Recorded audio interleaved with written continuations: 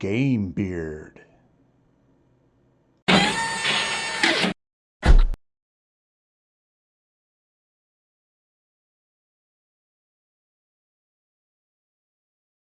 Let's build the urban wedge. I don't even have a finished model with me, but we will shortly make one. You want to print out all of your parts. They look something like this. You're going to have, this is the front. This is the top, right? You'll print on cardstock. The sides. And then there's a page, it's a support in the middle. It's basically like a side, but you will place it in the center. Now you get two of these, but I only use one. But you could use two in the center for extra support, but these just go on the inside. I'm only going to use one, but you can use two if you want to. Basically, you can print the one paper and make two urban wedges. Now the urban wedge is kind of a funny thing. It's basically a hill. It's a hill for the city, but I find it quite humorous that it is the urban wedge. Now, let's start by folding a side piece. Oh, I folded them all. What's wrong with me? That's pretty funny. Well, I folded this one in half. Here, let's look at the picture. So you'll get it like this, right? You're gonna cut it out. You'll cut out your parts, and then you'll fold this. You'll fold this side over, and that's what I did already. Whoops. Okay. Well, here you can see the tabs. T for tab. I already folded the other side too. Usually I finish one side, so you can see that you're gonna have one for each side, right and the left. And you want to make sure that these tabs go in. So I need to fold this tab in. I guess that makes sense. Okay, so I'm going to fold these tabs. I'm going to start with this top one.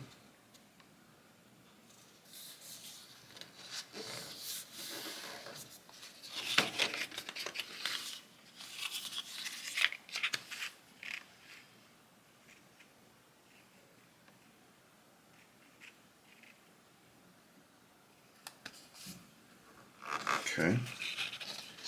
And then finally, this back tab. All of these walls and supports, they work the same. Here you can see, I'll show you. I folded this piece over and I glued it so it's stronger. And here are the tabs. Okay. So here are my two sides. I also folded a center piece. It's white, so you don't use ink, or, well, color, that is, color ink. And this will go in the center. If you really wanted, you can make two of these. I mean, I give you two, but I don't think it's that useful. I mean, necessary. It's useful, but not that necessary. So 3 should be good. But we'll put these pieces away for later. I need the front. I already folded this on accident too. I was just too eager. So you basically, there's this, you fold this white piece over and glue it. It's pretty long. I glued that, but I do need to fold this tab. So I'll do that right now. This is where using that edge of the ruler to fold really matters, because this is a long fold and you don't just want to do it. Oh, I have to adjust it here. There. It's not perfect. Okay, so I got that tab.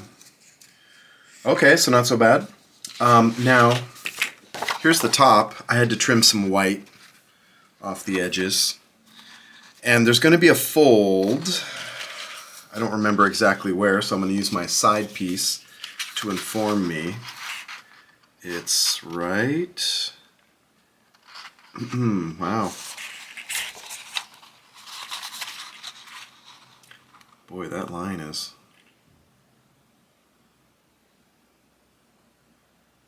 Oh, no, it's good. It's right here. So it's at the bottom of this. Bottom of that edge. Okay. Let me double check before I fold this thing. I mean, you could always check, like what I'm doing right now. Yeah, it's right here. Okay, so I'll fold that. Let's see if I can get a better fold this time. At the bottom of that. You don't want to totally, I mean, you want to fold this, you want to fold it, but not necessarily at a right angle. Okay. There's my wedge. Okay, so now let's figure out what I'm going to do here. I want to glue these things together first. These edges, and then I will glue the top on. And I'm just going to do it. Let's see, I'm going to add some glue here. Smear it, you know, and then I'm going to add some glue underneath this thing so that I can, I don't know, glue it on top. I could have glued this underneath, but apparently that's not what I'm doing right now. So let's do it. I can't even see what I'm doing. I'm pinching behind. Okay.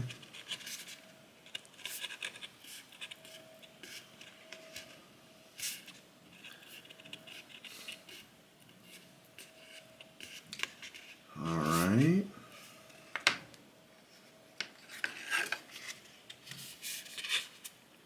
Okay, that feels pretty good.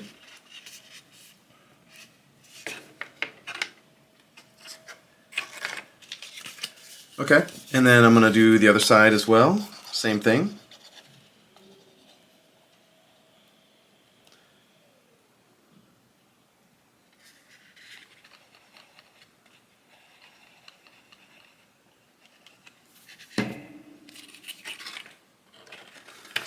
Okay, just going to fold it here.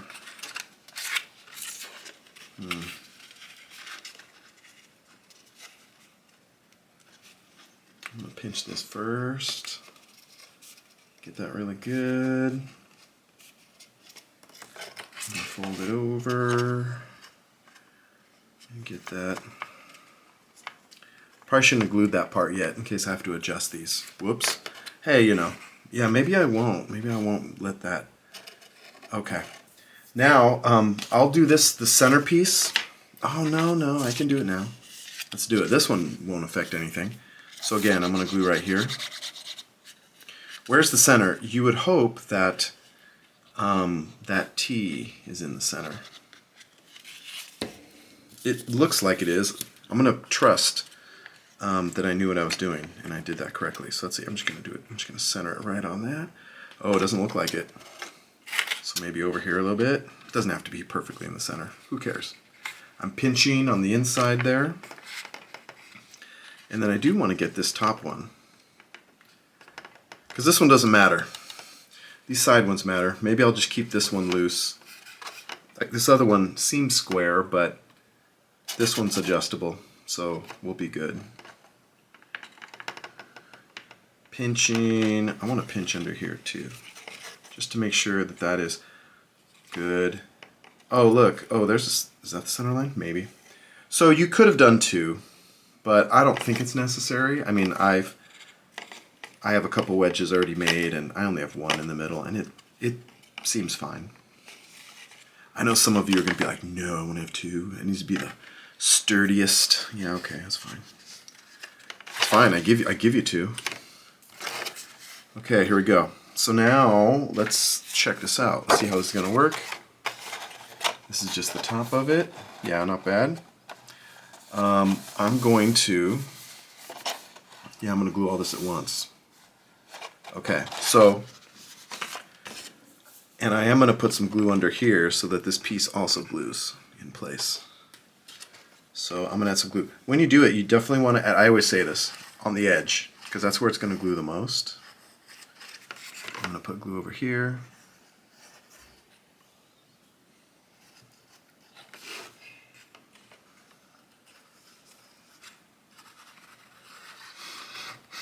The urban wedge is fun. At first I was like thinking to myself, oh, you can have hills and But it is mostly in a city, and I was thinking, what can I do? The urban wedge is the funny answer to, I need a hill. Oh, and of course, I should have brought my other urban wedge. Because you can combine them, right? Oh boy. You know, I'll have a video where we talk about terrain and stuff, and this one's just to build it. But you can you can put one next to it, like side by side. You can put one facing this way. I mean, they're super versatile, right? So, and that was the intention. Okay, time to glue this thing on top. I believe I have all my glue. Oh no, I don't have glue here.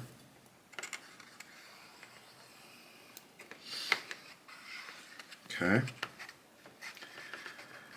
But the nice thing about the urban wedge is it's easy and it works really good. And it looks cool. Okay, so let's try this. I'm going to position this in the corner. And I'm going to match one edge first. So I'm going to really get this one. Oh, do I have to lift it? Okay, I'm going to lift it. I really want this to match. And I'm going to pinch that.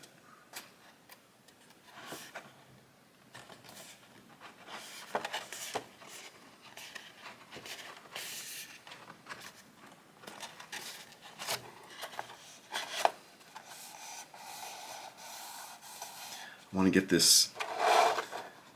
Oh, yeah. Okay, so I want to position this. Then I'm going to move. I'm not worried about the center because the center is going to be good. I want to make sure the front is going to match as best I can. Okay, that's working. Not perfectly. Now I pulled it over too much.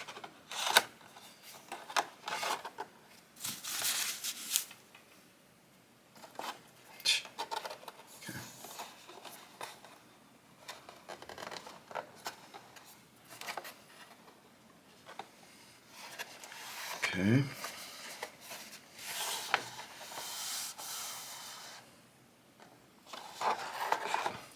The nice thing about this scenery is you can use this for other games too. I mean, I hope you do, or that'd be nice if you have some kind of post-apocalyptic, you know, infantry-based skirmish game, or even 40K. I mean, this looks pretty good for 40K. And it's nice. It's a nice, you know, blocks, line of sight for infantry and smaller units. Okay, so this feels pretty good. Now I'm going for the center, so I'm going to press down.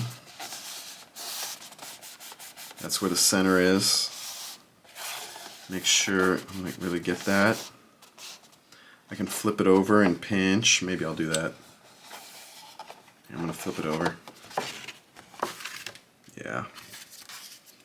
Oh yeah, I can get this. I can get this seam. Really press it down. Press it down. Ooh, this is at an angle. Here, oh, I was just able to move it. Okay, no problem. Adjust. Oh, I think I need more glue. All right, I can add it.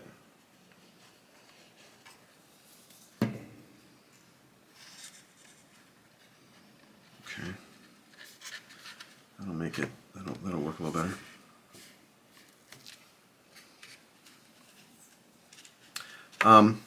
I have two separate urban wedges. One of them, the top, counts to 1 to 4, and then the other one counts to 5 to 8. So you can put them together and have a big long row.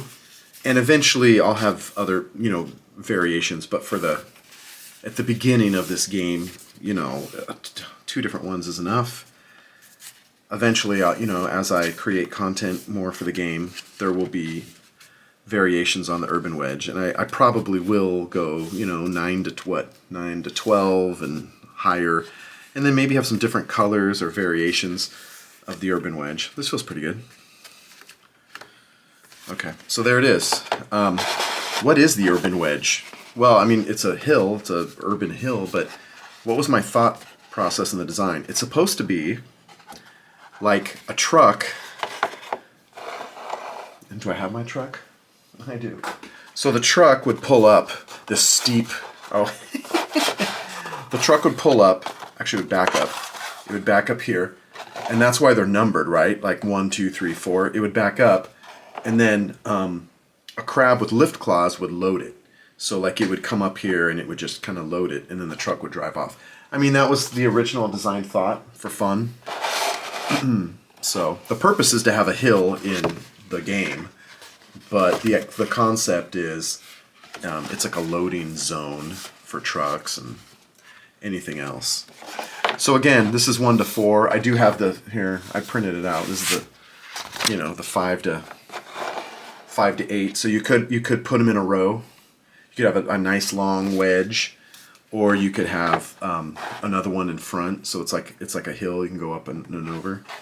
And of course, you could print many of these. I mean, you could have 2 sets of 1 to 8, and just place them however you like. But it's a lot of fun, and I felt like this is a good solution for cover in a city environment. So, but that's it. That's my urban wedge.